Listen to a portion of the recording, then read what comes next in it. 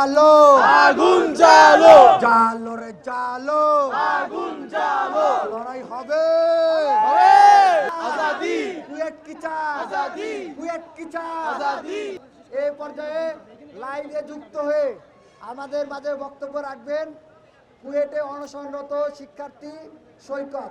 এবং আমরা যারা এখানে অনশনে বসেছি আমরা জানতে পেরেছি যে সারা বাংলাদেশের বিভিন্ন বিশ্ববিদ্যালয়ের শিক্ষার্থীরা আমাদের সাথে ঐক্যবদ্ধ হয়ে সংগতি জানিয়ে বিভিন্ন জায়গায় অনশনে ইতিমধ্যে বসেছেন অথবা সামনে বসবেন। বলার কৃতজ্ঞতা জানানোর ভাষা নেই।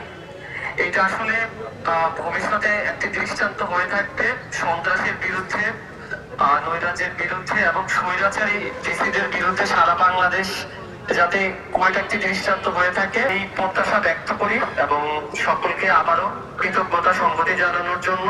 আমরা আসলে আবেগ আপ্লুত, কথা আপনাদের কৃতজ্ঞতা জানানোর ভাষা নেই।